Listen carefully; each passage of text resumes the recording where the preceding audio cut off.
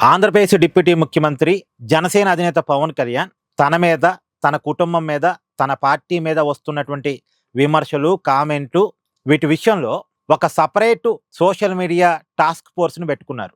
ఈ task force యొక్క పనేంటంటే పవన్ కళ్యాణ్‌కి వ్యతిరేకంగా సోషల్ మీడియాలో వస్తున్న విమర్శలు, కామెంట్లు, నెగెటివ్ ప్రచారాన్ని మానిటరింగ్ చేస్తా ఉంటారు. వీళ్ళకి ఎవరైనా కంప్లెయింట్ చేయొచ్చు. పోనీ పవన్ కళ్యాణ్ గారిని పలానోళ్ళు ఇలా అన్నారు, అలా అన్నారు అని ఎవరైనా కంప్లెయింట్ చేయొచ్చు. వీడియోలు వాళ్ళకి పంపొచ్చు.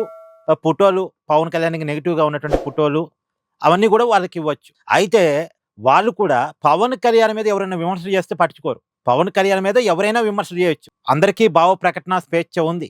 పవన్ కళ్యాణ్‌ని రాజకీయంగా విమర్శించొచ్చు. పవన్ కళ్యాణ్‌కి ప్రశ్నలు వేయొచ్చు. అంటే పవన్ కళ్యాణ్‌ని ప్రశ్నించొచ్చు, తప్పు కాదు. విమర్శించొచ్చు, ప్రశ్నించొచ్చు, తప్పు కాదు. కానీ ఆయన్ని వ్యక్తిగతంగా లేదు ఆయన కుటుంబాన్ని వ్యక్తిగతంగా టార్గెట్ చేసి తిట్టడం తప్పు.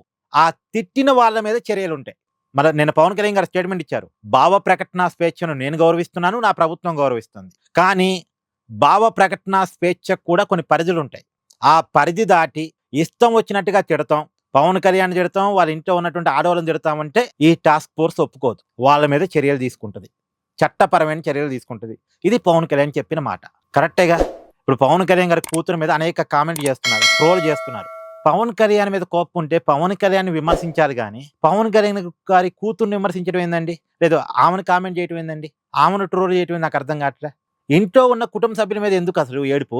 గతంలో కూడా అంతే. ఆ పోసానికి ఇష్టమని ఏం మాట్లాడేవాడు? తర్వాత శ్రీరెడ్డి ఏం మాట్లాడేది? తర్వాత ఇంకెవరు ఉండేవాళ్ళు, వాళ్ళంతా ఏం మాట్లాడేవాళ్ళు?